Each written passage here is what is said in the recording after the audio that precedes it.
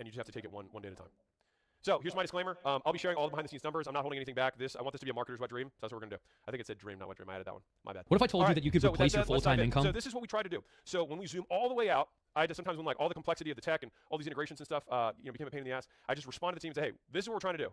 We're trying to just get people to click a link to go live, and then when they're live, we're going to get them to go to a link to check out, and then we're going to send them their stuff.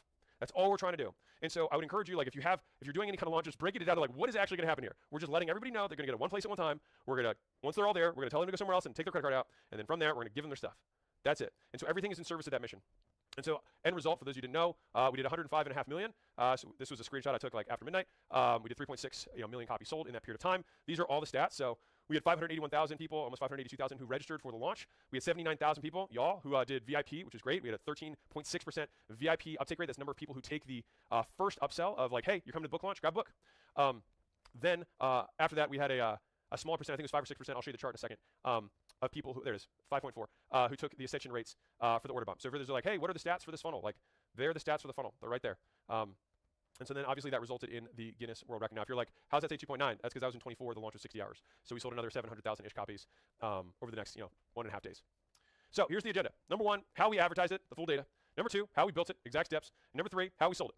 And I think many of you guys will be extremely excited about the third point. So I'm going to give you a full play-by-play of the highest grossing webinar of all time.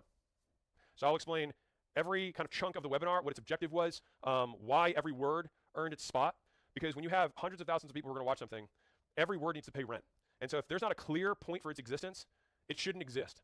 And so this thing had been vacuum sealed and packed so that functionally we ended up having to do 2 webinars in the time of 1 to give away the free stuff and then ultimately make the donation offer, which is what we did. And I'll walk you through the entire thing. So let's start with how we advertise it. So the whole objective here was just get people to click on that day. That was it. So the registration page itself, learnings from last year or last time to this time. If I say last year, I mean last launch. We tested a ton of different headlines. This book is so good it should be illegal. Ended up being the winner over the long haul, especially as we got to colder and colder traffic. In the short term, get more customers, spend more money in less time was the winner to short to medium. Warm to medium, lukewarm audience. As we got colder and colder, this was the winning headline. And so for those of you who do run ads, especially at scale, it is not uncommon to see your headlines and subheadlines change as the temperature of the audience changes too. Number 1. Number 2, last year's opt-in page was literally just headline, subheadline, and then phone number and email. It had nothing else, right? This year, I wanted to put more effort into increasing lead quality. And so my opt-in rate last year, I think, was around 50%. I'd have to pull it. It was around 50%, which is pretty exceptional. This year, the opt-in rate, I think, was 30-ish, and I'll show you all the stats again. And we had significantly more friction this time. You'll also note that this is still a relatively short page, almost no copy. We did have a video there, and it just popped up. And you'll see here, instead of just saying, hey, I just want your number, I just want your email, which is more common for something like this if you're going to just do a live stream, I wanted to collect full data. And the main reason for that is if I'm going to spend $4 or $5 million on ads, just ads alone, I would prefer to get everyone's information. So it's like, are you a business owner? If so, how much do you make? There's other uses, obviously, that we have at acquisition.com for better quality data. And I do take the position that if someone's not willing to give some of that information, I'm willing to pay more for leads that are worth more. And so here's 3 little pro tips for you. Number 1, you can delay the form until they click the button. So this is a 2-step. We almost always find that this converts higher than having a straight form on the page. So basically, they click the button and then it pops. Very small thing, but it does increase in most of the tests that we run. Next is if you do have an opt-in page, most people put way too much on the opt-in page. We want to draw as much attention. Basically, we give them nothing else to do besides opt-in. So it's big curiosity, big reason why, opt-in, get out of the way. That's more or less what I have found has worked exceptionally well for squeeze pages or opt-in pages. And then the friction piece I already touched on, which is and I'm going to give you some really good numbers to back this up. In my career, as I have continued to market, a lot of the solutions to scaling are they're counterintuitive. So what I mean is, you typically, us as entrepreneurs, will typically do the intuitive ideas that come to us. And because if it's the intuitive idea and it's the right plan, then you'll just not even think about it. It's just, well, this is the obvious choice, I'll do it, and then it works and you move on. When you get stuck, sometimes it's the counterintuitive solutions that are the right ones because all the intuitive ones you've already tried. And so this is what makes, I think, rarefied air from a marketing perspective. When we add friction to a funnel, all of our costs go up, but our ROAS typically also goes up, meaning our return on ad spend. So if we add friction, we try to increase lead quality, our lead costs, our cost per call, costs across the funnel will typically go up, but so too will our returns. And the relative return also goes up. And I'll give you some really cool stats on this in a second. But many of you try to take too much friction out of the funnel because you want cheaper leads rather than better returns. So think on that. We obviously incorporated money models within it. To be clear, this was a free with consumption, which is one of the plays that's inside of Lost Chapters for those of you guys who have that. The other attraction offer we use was pay less now, pay more later, plus a giveaway, so it's combined. And so the front-end offer on the way in was pay $29 now. This is VIP, this is why y'all are here. Get the book first, get the private stream, get this event we're doing here right now, and have the in-person giveaway of if you want to come, you'll get selected to come out in person, right? So there's 4 independent variables that were all reasonably valuable. Now, the next one is the other offer, right? Which is you can also just pay later and get the same book and get nothing else. And so the pay now has super strong incentives. If you have any intention of buying a book, why would you not get it now, right? And so a note that I found on bonuses, I mean, every single one of these bullets, like we labored over of like, do you want to do this or this? And we had this big list of different ideas for each one of these items. And so my big rule of thumb for bonuses is that any of the bonuses in and of themselves should be reason enough for someone to pay the full price of the bonus. Said differently, if all we said was if you pre-order it, you get it first, for some people that is enough for them to buy. If I said, hey, if you pre-order for $20, you'll get a private live stream rather than being, with Gen Pop or the riffraff of the internet, as I like to say, that would be reason enough for many people. Being able to have free tickets to an event like this with all the behind-the-scenes metrics, which I'm going to get into with the charts in a second, that for many people would be worth $29. And then just a chance to come on out and spend a day in person at acquisition.com, talk about business with other people who have the same values as you. That in and of themselves would have been worth some people just choosing like, well, I might as well buy it now. And so with each individual bullet, I use that as my litmus test is, could I sell this on its own? And I think most times when I read these lists of bonuses, because I see y'all stuff, a lot of them are weak, right? There's too many of them. And so better to have fewer better than more weaker. Because typically only one of them will be the one that actually pushes the consumer over the edge. And so you just don't know which one it's going to be, but every single one of them needs to be able to. And then finally, the upsell offer was buy X, get Y free. So it was buy, donate 15 books, and you get the ads handbook and the sales handbook, which are internal handbooks, for free. So that was a cool little offer, and I think we had 5.5-ish percent that took that. And I'll show you some cool stats on that in a second. So for the launch, we used all 8 methods. We had a big affiliate component. We used outsourced agencies for some of the media buying. We used, obviously, the reception agency. We used employees to carry out a lot of the stuff. We had customer referrals. Many of you guys referred people. We did outreach to get the larger affiliates. We ran paid ads, and we posted content. We did all 8 to promote this thing. And so these are the advertising channels I'm going to focus on because I think it'll be the ones that will be highest ROI for you guys. So email, organic content, paid ads, referrals, and affiliates. That's what I'm going to break down for you guys today. So let's start with email. So we had campaigns written out for every single objective. And it's kind of like I said at the beginning. Every detail mattered, and we took care to pay attention to all of it. Every single one of them had multiple fresh eyes, multiple times over time that looked at it to make sure that it was right and that it was the fastest, most elegant way of communicating whatever it is we wanted the person to do. And so right here is what I would consider the main line. So this is the core of the advertising campaign from an email strategy perspective. Now, most of this might differ slightly from how you might do it. Now, if you have a warm audience or you have an email list or already know who you are, most of it is just different angles on reasons why someone should come, right? Now, in the beginning, all of it was around getting people to register for the launch, And that's what all of the incentive was, register. Now, when people register, they also have the option to pre-order, which creates some self-liquidation so we can spend more on the advertising. Now, in this period, we sent 43 million emails. 43 million emails. And was it 30 days or 6 weeks? It was 6 weeks. 6 weeks. So 43 million emails, and I'll show you what we said in the last like just the weekend. Now, for each of these, we always spell out the don't path. So it's like there's obviously everyone who's on the email list and registers, but then there's the people who don't register. Well, we still want them to register and then eventually show. The next is we had register to VIP. Once you have registered, how do we get you to upgrade? And if you didn't upgrade, how do we get you to upgrade? And if you did finally do it, how do we get you to become an affiliate? So each of these have these paths of if then, if then, if then. And so you can see them right here. We had abandoned carts, we get people to buy. We had to get people to refer. We had to make sure that they got registered. All of these were things that we had to, each of these were campaign objectives, and everyone ran through them depending on their situation. Now, once we had either people, like basically people were in one of 3 conditions. They had given us their information at some point in the past, but didn't take any action. We still try to get you to show. If you did register at some point, we try to get you to show. If you were a VIP, we try to get you to show. And so each of those were separate campaigns to increase the likelihood that you actually show up at the time at the right day. Now, you can see, look at the difference in terms of total volume of emails as we go from 45 days out to 24. Like, look at the amount of emails and texts that changed from 24 hours on. This is launch day. Now, some of you guys might see this, and it might freak you out. And I will hopefully break some of those beliefs today. And if I can do that, then I'll feel okay about it. Remember, no one knows you exist. And if you have been providing value for an extended period of time, if you remind people of something that's important to you and that you think would be valuable to them, great. And if that person is offended by you reaching out on something that's super important and important to you and valuable to them, then they probably aren't going to buy from you anyways. Especially like if you just do that all the time, for sure. But if you provide a lot of value for an extended period of time and then only for a short window, you say, hey, check this thing out. If they're not into it, then they're probably not. If they're not going to buy, then probably never going to buy. So here's a couple themes. Number one is, for all of this, I try to have some sort of curiosity-centric theme. And so 2 years ago, it was better than a gift card, less than a Tesla. And so this year's take on that was, better than an NFT and less than a Bitcoin, right? And so I purposely use those things because crypto always has lots of controversial trending stuff, and I was okay with some of the whispers that would come from that. But fundamentally, people were like, well, what is this about?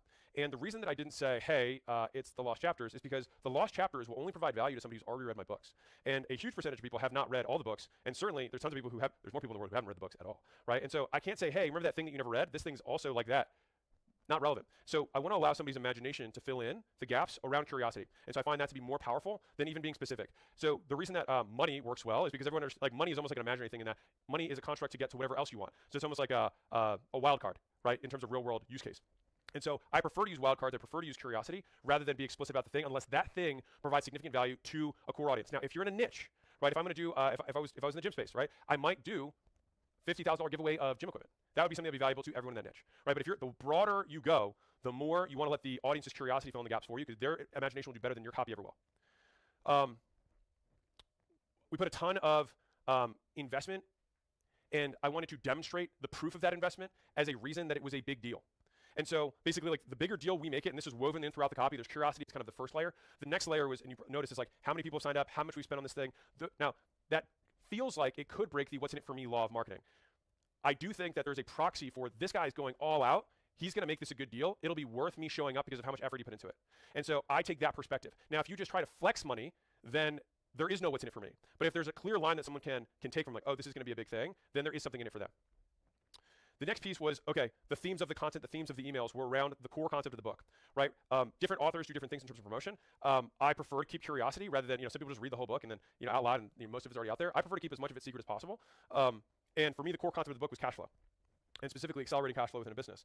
Now, that topic is something that for sure skews towards business owners. And so on the way in, we had almost 2/3 of people who signed up for the launch who were business owners. And so that was different than the launch that we did with leads, where it was flipped. And that's because getting leads, getting your first 5 customers, is a much more seeker-oriented titling or concept. And so I would say, whatever your topic of the thing that you're going to launch is, do not underestimate how important it matching your ideal avatar is for increasing the likelihood that the right people are attracted to the message. Most people think that cash flow is a more complex topic, and it is a more advanced topic, but this was a more advanced webinar for a more advanced audience. This was a word that I continue to repeat to myself from my mentor. He said, if you want something to be a big deal, then make it a big deal. Like, no one will know that your launch of whatever kind is a big deal unless you tell them it's a big deal, and you shout it from the rooftops, and you do not shut up about it. And that may feel cringy to you, but no one even knows you're doing it because no one cares.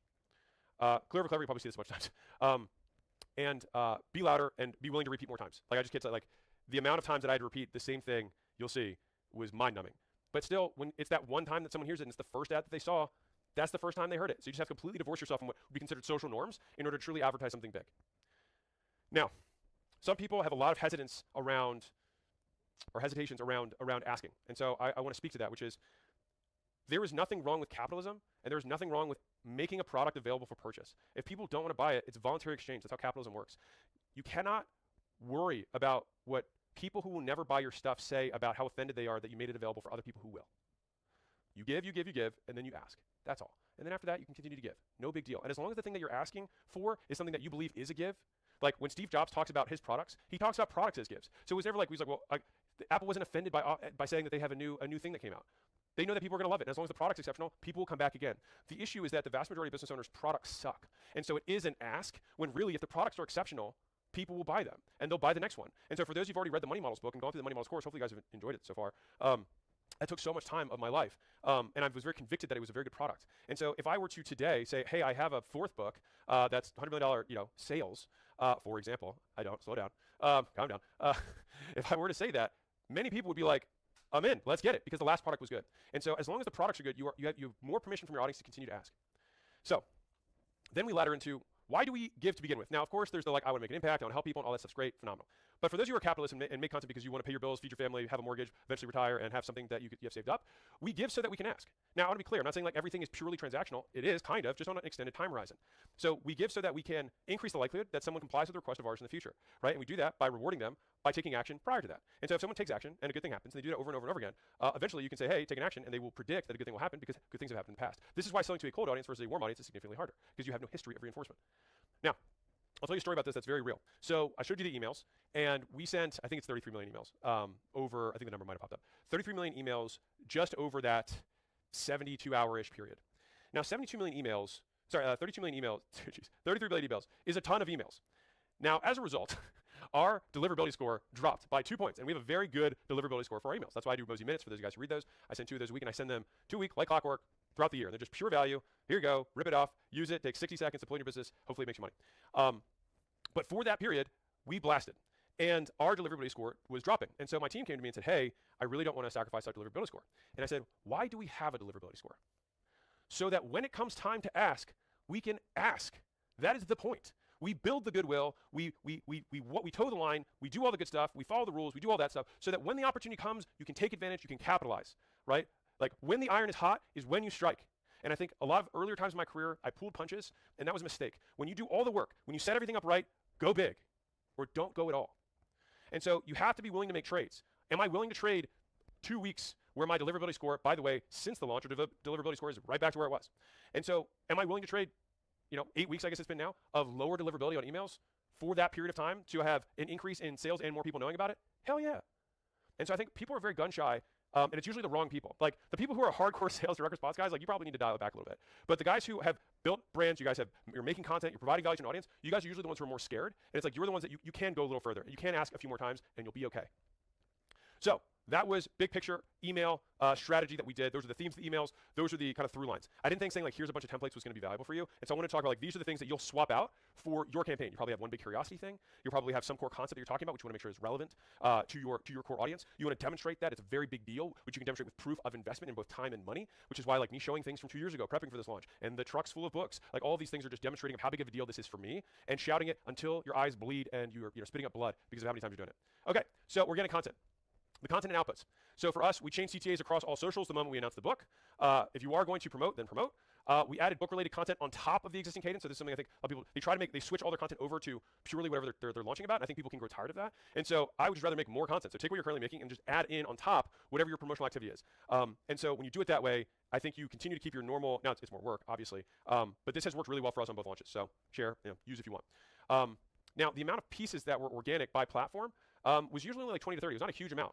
Relative to the amount of stuff that we make. And so this is across, and I'll show you how we think about this. It's like YouTube Shorts, YouTube community posts, we see as separate. All of these are kind of separate platforms, even though they exist all on YouTube. They're all different content, right? And you've got LinkedIn, you've got TikTok, you've got X, you've got Pods, you've got Facebook, you've got Instagram, you've got Threads, all of these things. We created 20 to 30. Some of them were reused or repurposed across all of them so that we could drive. Now, I'll be clear here. Your content, short-term, long-term. Long-term, absolutely how you'd have a big launch of whatever it is that you want. Short-term is not the content that's going to drive it. It's going to be your ads, it's going to be the emails that you send because that's the audience that you can reach directly. Whereas content is going to depend on the algorithm and you're not going to get the reach that you otherwise would want or would be able to have with other platforms. Now, leading up, I doubled up my content cadence, so from recording once a week to twice a week, full days, to make sure that we keep up with the ads, we keep up with the demands on VSLs, things like that. This is what we had to do in order to put out the amount of content that we did during the launch. And so these were some of the themes that were in the content. Now, similar to emails, but slightly different. So with the content, it was more what's in it for me. So this is like, especially with some of the long stuff, I went deeper on the topics within the book. Specifically, instead of saying, here's the 24 chapters, it was more, here are the 4 types of offers. And I gave, I think, 3 or 4 examples of some of the cool, sexy offers. But I still want people who buy the book to read the book. And one of my big pet peeves, I don't know if you guys ever had this happen, is like, you watch a bunch of movie trailers, and then you go to a movie theater, and you watch the whole movie, and you're like, I already saw the good parts in the trailers. This is back when movie theaters were a thing. But when that would happen, I was just like, this sucks. And I never want that. I never want to do that as a marketer for a product. And so I want to just give just enough, the smallest amount of teas that people are very curious and they can see what's in it for them and they show up. Big deal, repeated theme, core concept, obviously cash conversion cycle. I explained that in more detail. That's what drove the 2/3 business owners. Again, that was flipped from leads launch, which was very big. Now, short-term, long-term.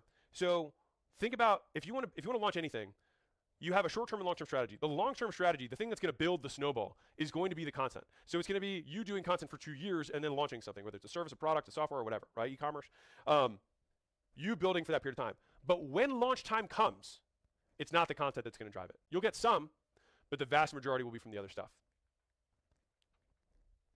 So I want to wrap this little content section with this concept of the 3rd marshmallow fallacy. And this applies to like all things in life, not just marketing.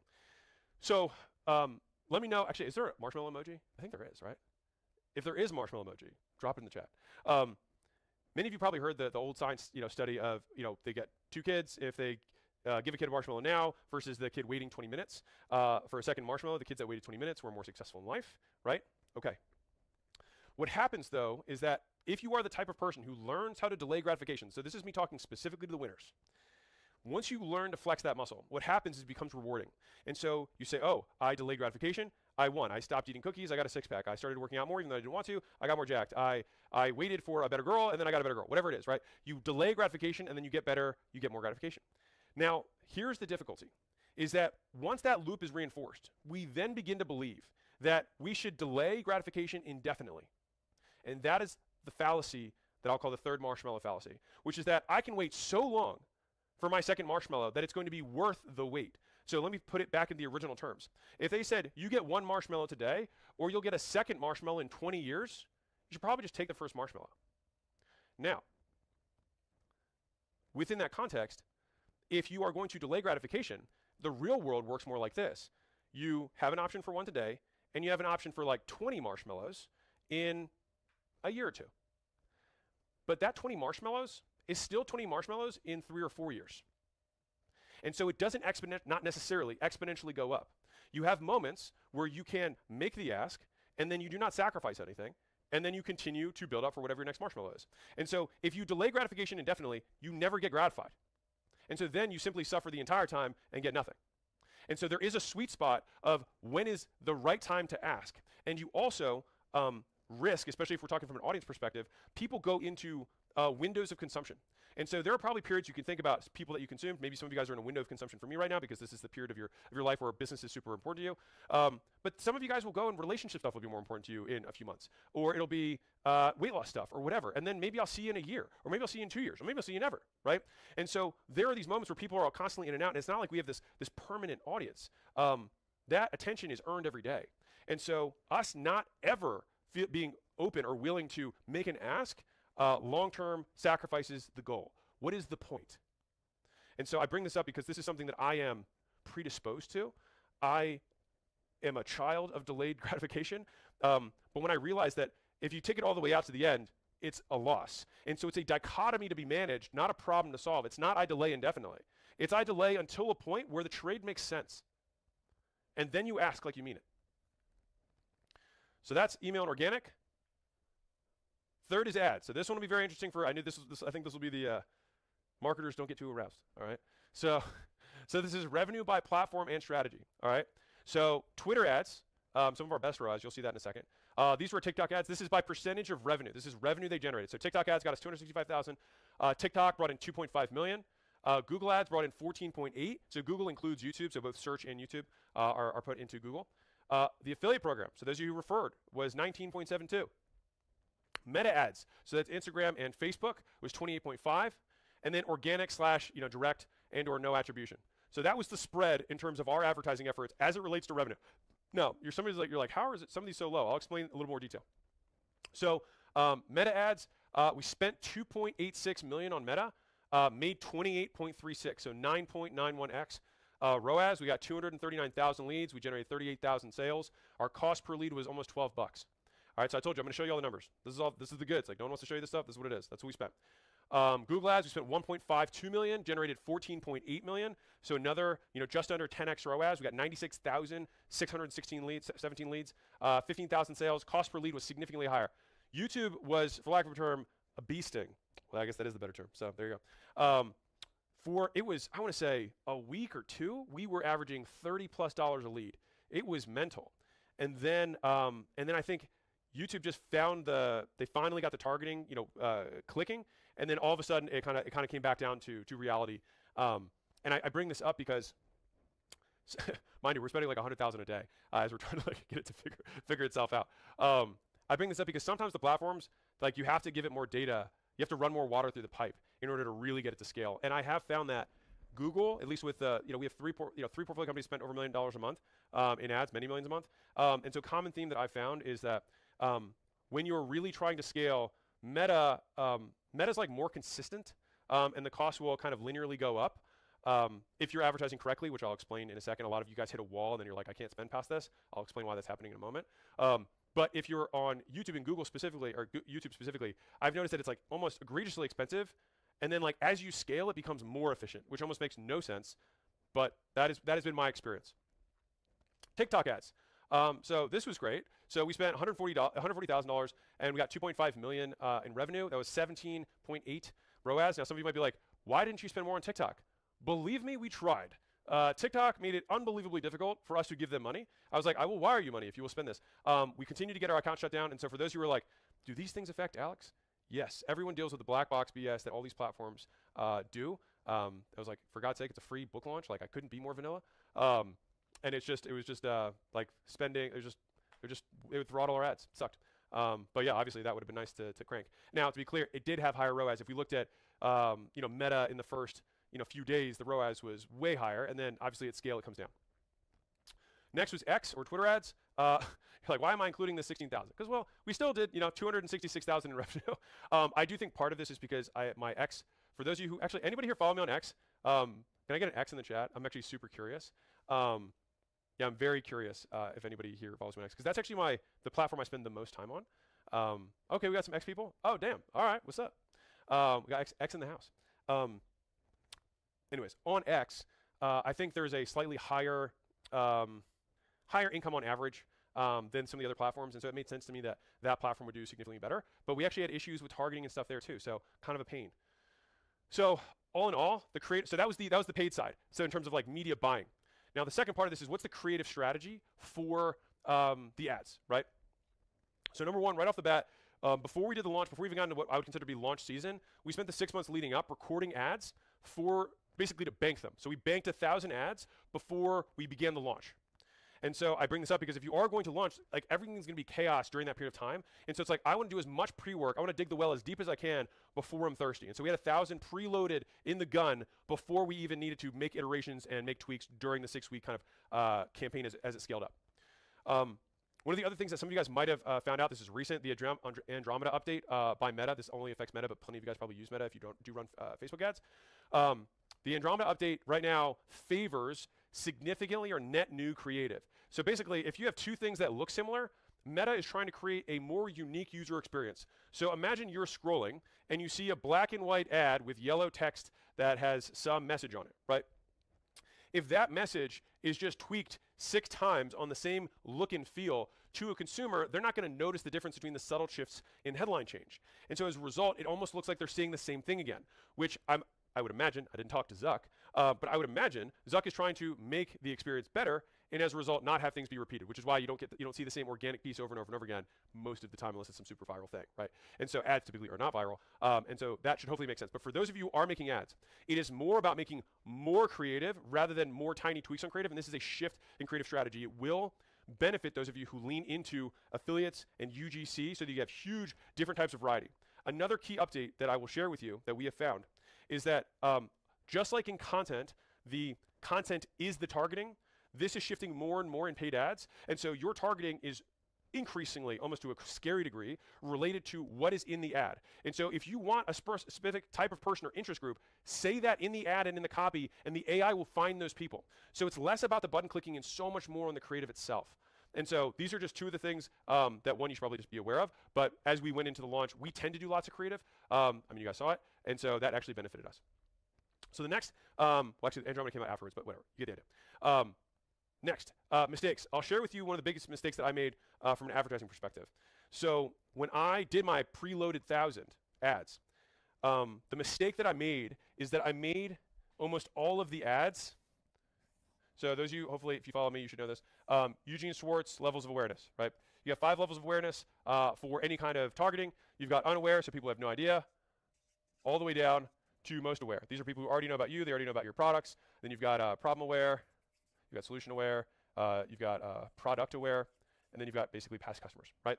And so the problem that we actually ran into a wall, and it was a little bit freaky for like a week and a half there, where we'd already recorded all these ads, but almost all the ads that I'd made in my preloaded 1,000, almost all targeted like here, or maybe if I was being lucky, here. I left out basically the top 2 segments, which are by far the biggest segments of advertising, which are business owners who either don't know who I am, don't know about the books, don't know that they have a problem that cash flow is not as good as it should be, or they're just aware about cash flow as their problem, but not what they could potentially do about it. And so I made way too many ads that I would say were offer-driven or brand-driven or past history of my books-driven, and not nearly enough that were like, hey, you're struggling to get leads right now? Hey, is cash flow limiting your growth? Is your ability to get new talent limited by your ability to pay and attract good people? Like these would all be people who are aware of the fact they have a problem. They don't know my solution, but I could begin an ad here. And so I had to scramble during basically week 2 to 3 to record all these ads, get them processed, get them edited, and then get them up basically for the last 10 days of the launch, which we ramped like crazy. So that was one of my big mistakes. That was the awareness period. And that was, so if you are going to launch the campaign, I would want to make sure that you have more ads up here, disproportionately more ads up here, and then fewer ads down here, because these are going to convert. They're going to be your warmer audience. They're almost all going to work. You don't need nearly as much as you do up here, where you need a lot of variety for people who are colder. Okay, so this one is so sexy. I'm actually really excited to share this with you. So so I'll give you some math. So who here would rather have $5 leads or $17 leads? Which would you rather have, $5 or $17 leads? Obviously, the answer is it depends. So we had 2 campaign objectives that we ran during this. We had a CPL and we had a ROAS campaign. So we had a campaign that optimized for cheapest leads, and we had a campaign that optimized for return on ad spend. Now, on our CPL campaign, every one of these $5 leads was worth $20. Not bad, 4 to 1. On our ROAS campaigns, who wants to guess what now you saw some of them blended, but blended ROAS, $17 leads,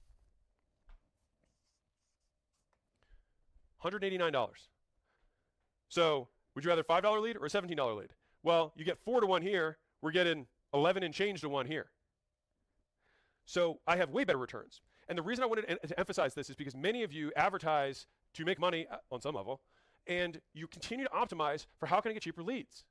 It is the wrong question. And the thing is you might think to yourself, oh, of course, of course ROAS matters, but this is my process, and if I get cheaper leads, I'll get higher ROAS.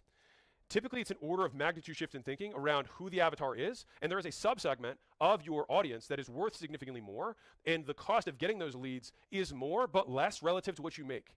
And so maybe 1 out of 3 people who are in this bucket are actually in this bucket, but this bucket is willing to spend 11 times more. In which case, why don't we advertise to these people? So we change our messaging, we change our targeting, and we change our pricing and our price points to make sure that we're getting the highest ROAS. And so, again, this is so that you do not fear lead costs go up. Lead costs are irrelevant. It's like, what's the price of something? Well, it doesn't matter. It depends on the value. This is the price. This is the value. They have to exist together. And too many times it's like, we need cheaper leads. It's like, bro, you need to make more. And again, remember I talked about earlier about counterintuitive solutions? This is one of those like, well, intuitively you want it to go down. It's counterintuitive to say, no, I'm going to add friction, I'm going to add qualifications, we get fewer leads, and I'm going to make more money. So what happened in terms of creative? We made 2,600 ads, so we had our 1,000 ad goal leading up, and so we obviously hit that. And then everything past that, so the 1,600-ish or 15, whatever it is, ads that we made those basically in like that 6-week period, which was mental.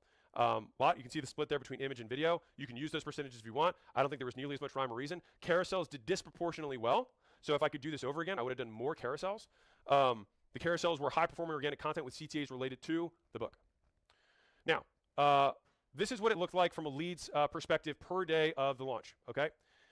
So when you see this, though, I bring this up because you're going to have the stomach for something like this. And I'm going to give you stats around why you need to have the stomach for something like this. And I told the team before we launched this whole thing, I said, we're going to feel like geniuses, and then we're going to feel like idiots, and then we're going to feel like geniuses the last week. And that's almost identical to what happened. We said, hey, we're doing the book launch. We got a big wave of people. We're like, we're geniuses. This is going to be amazing. And then for like 5 weeks, you just get kicked in the nuts every single day. And then the last 3 days, it just blows up. And the problem is, you just have to have faith that it's going to work and that you did all of this work, you spent all of this money, you prepared for all this time, and 72 hours is going to make or break it. Like, you have to have a stomach for this. And I think what's interesting about this is it speaks a lot to human behavior in general, and this is going to relate super big to part 3 of this, which is about the pitch. People need a reason to take action, and it's almost exclusively at the beginning and end.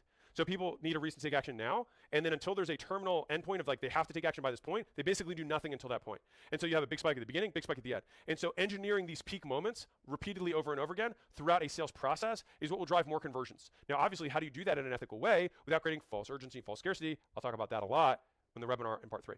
Okay, so based on the 42-day campaign sprint, this is the nutty math. So 26% of leads came in the last 14th of the campaign.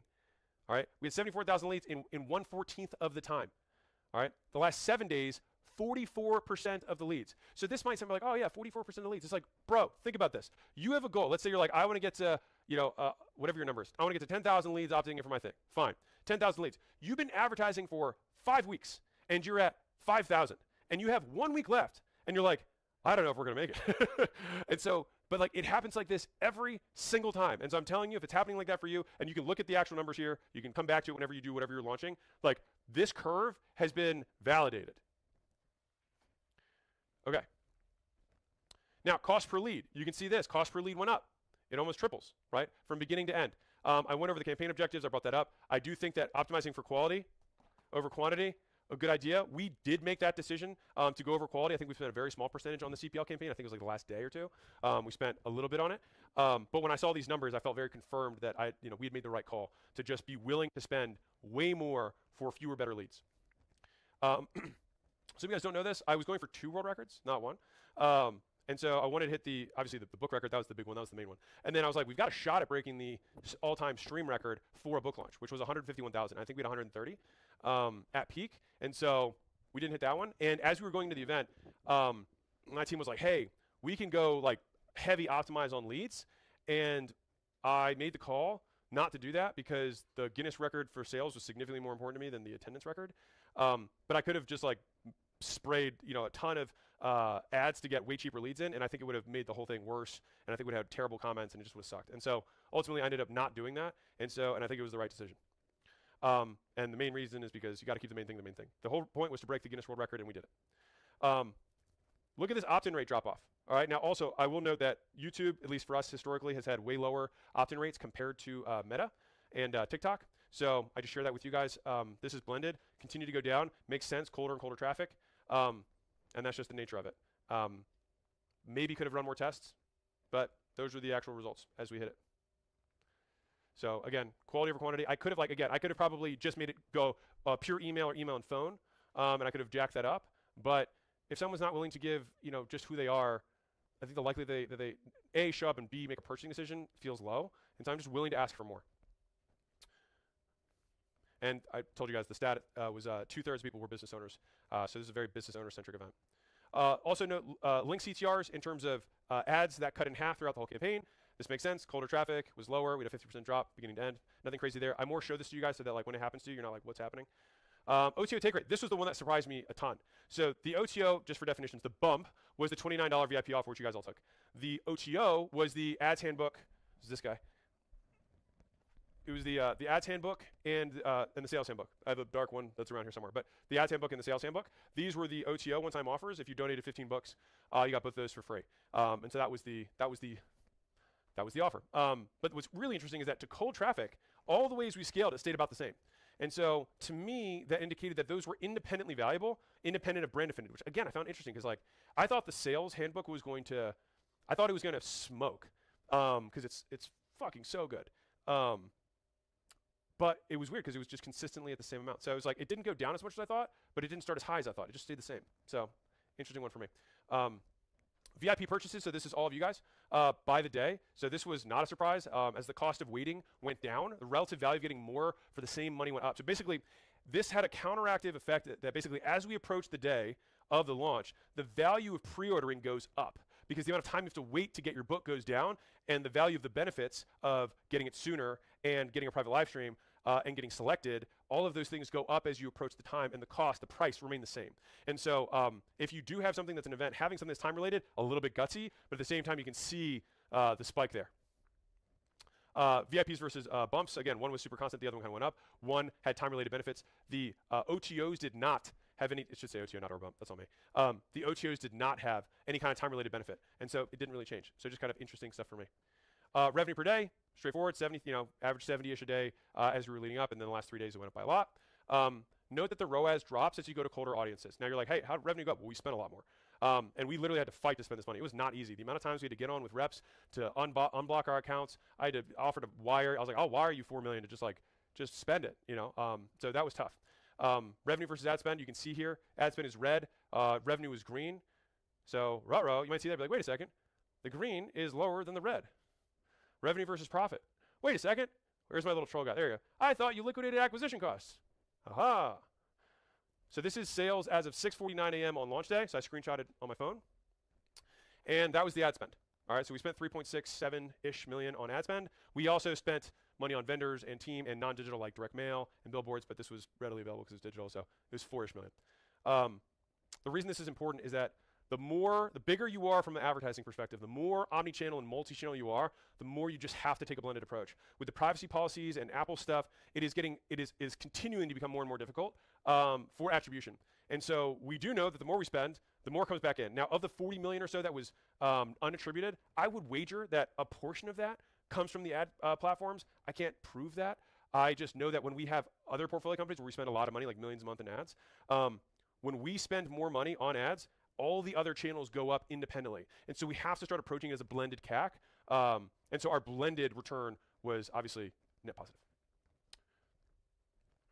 Okay, referrals. So last launch, we made the whole launch thank you page strategy around getting people to refer more people. That was for the leads campaign because it was all about getting advertising, letting more people know about it. This year, we focused more on getting people to show up, getting people to buy. So there was a different intent for the campaign because obviously it was about monetization rather than advertising. But we still had a referral strategy on the page. It was just lower. So we deprioritized the referrals, made up for it with money because we could liquidate the acquisition because of monetization. And so we created a referral program that was on the thank you page. You had to find it and then click it. So we had higher quality in terms of per referral. Like we had more referees per referrer. There you go. And so for the incentives, we had 2-tier incentives. So I'll walk you through that. And I strongly, strongly encourage you to do this. If you do any kind of referral program, any kind of affiliate program, like 2-tier incentives because it's 2 different use cases. You've got the everyman, and then you've got the competitors, right? So this is the everyman part. This is those of you who are like, I've got a couple of employees or I've got some friends, we're going to watch together. That's the everyman. Nothing wrong with it. On this side, it's like I'm a professional promoter. Like when we had the affiliate day, it was almost all marketers, unsurprisingly. And so we have to give people a reason to opt in. So why would you want to refer? So we gave the affiliate black book, which was all of the stuff that they could use to promote the launch. There's lots of materials and collateral that was already prepared. A lot of people are just inherently interested in that. So that's guaranteed just for opting in. And then you got behind the scenes of the launch because I had a separate email campaign that was going to affiliates telling them what was going on. Now, if you got 10 plus people to opt in through your link, you also had a variable chance, so this is not guaranteed, to win a day here in person. Plus, guaranteed, you get the audiobook, the 71-minute business tactics that are recorded separately. All right. And so we want to give everybody a chance to win something. Then we want to give the top dogs a chance to win big stuff. And so this is the affiliate strategy. So believe it or not, this is the last channel we added, and I'm so grateful we did because obviously it was almost 20 million. It was a huge chunk of the launch. I almost didn't do it because we were running really thin on bandwidth. But the team nutted up, specifically Lewis, crushed, and just worked overtime like a crazy person to manage the affiliates. And so we ended up doing it, and it was great. And so glad we did. Now, I do think that there's a huge lift that comes from affiliate that is the invisible hand, which is when you see tons and tons of accounts posting about this thing, talking about this thing, it creates this general buzz. And I cannot quantify it, but I know it's real. And so this is kind of like organic where like I don't know where the attribution is, but I know it matters. And so I'm very glad we did it. It had a big effect on launch, and I think it creates this like brouhaha around the event. This is also something people don't get is that this is your most engaged cohort. Anybody who's willing to talk about your stuff and basically risk relational equity or relational capital in order to tell people about your thing, like they are some of your most engaged audience, and they're the people that you want to like treat better than anybody because they're like going out of their way to promote your thing. Like what a gift. So we want to take care of those people as much as possible. As a side benefit, it also encourages affiliates to show up. If they're promoting other people to come to your thing, then they better show up, right? And so it also kind of builds in some, they have to demonstrate, like they can't invite somebody to a party and not show up. Like it'd be silly, right? So this was the reach out to last year's top affiliates. This was the actual email that we sent, and everybody responded to that. We got on a call with, and then basically walked through what the plan is, and we supported whatever we could to help them with their promotional strategies, walk them through how they could retrofit some of the collateral so they could promote it. We had also people who just took it from the thank you page. So the top dudes we reached out to, then we had a bunch of people obviously just found it on their own. And then if they started promoting and doing well quickly, we would reach out to anyone who was like a rising star and say, hey, what are you doing? And then we try and help them out. We also had multiple immediate follow-ups. So once someone opted in, even if they didn't take the referral option, we still had 2 follow-up emails to say, are you sure you don't want to refer friends? Right? And we sent that to both buyers and non-buyers. So some of you guys went through that, and I would encourage you to do it because it was 20% of the launch. And also, as a side note, it was 20% of the final number, but if you removed it, it would be a 25% lift in revenue. If you go from 80 to 100, then it's a 25% increase. So it undervalues the contribution, notwithstanding all the other kind of ancillary benefits you get from it. We sent the 2 emails, I already went over that. And then from an engagement perspective, so we did 4 things. Number 1 is we had leaderboards that were sent out. Was it daily? It was daily. So we sent leaderboards out daily, especially near the end. We had regular communications with the top dogs and emails that were going out regularly, letting them know what's going on, what's keeping them in the loop. We created the black book, which had tested ads inside of it. So we're like, hey, these are the ads that are doing best for us. This messaging is converting. You can run these ads on your own. You can post these ads on your own. You can send them to your list, whatever you want. And yeah, we did one-on-one calls with the top affiliates. This is a leaderboard. So again, reached out to last year's, incentivized everyone with a public leaderboard. Prizes versus money. This is just a note from me. I prefer to give prizes than money for 2 reasons. 1, money is an absolute nightmare pain in the ass from a tax compliance perspective. It sucks. The second reason, I think it changed the vibe. People get like commission breathy, and I didn't want that around the launch. I just want people who like wanted to promote it. And I've done that both times, and I really like it. And it's just way cleaner. It's easier to sign up. You don't have to like send 1099s or whatever else. It's way better. So if you have the option, I would strongly recommend doing prizes versus money if you can come up with prizes that are meaningful to your core audience. Yeah. So for us, the top 10 affiliates got one-on-one fireside chat, free private dinner, and they got all the other prizes. We incentivized the highest performance. We rewarded with huge email blasts, running ads, doing outreach, posting on socials. The top 50, so top 10 got the dinner and a podcast. The top 50 guaranteed a VIP spot in here in Vegas, spend the day, and then we had like 3 or 4 hours of open mic for questions for just 50 people. So like there was a lot of questions that were answered. We wanted to tier the prizes toward each level of effort. So if you're 11th, I don't want you to be like, I missed it. You know what I mean? Like I want people who really promoted to make sure they still get a great experience, and we try to make sure that happened. So everybody got that day guaranteed. And then anybody, so once you're not in the top 50, now you're like, you got over 10. And so you still had a shot at coming out. You still got recordings of the day. You still got the unreleased audiobook for the 10 business tactics. So like each of these little bullets is like a huge, it's time. And so you're like, man, how did the 20 million happen? It's like each of these things was a whole, like, oh yeah, I casually wrote an audiobook. You know what I mean? Like that was work. I casually ran, another event and then had 10 podcasts and did the dinner and did the breakfast and did, hours and hours of Q&A. Like I did those because I know how important affiliates are and I want to make sure that they feel, supported and loved. All right. So that is how we built it. Sorry, Jesus. That is how we advertise it. Are you guys good? Are you guys rocking and rolling? That was just part one. I told you, I probably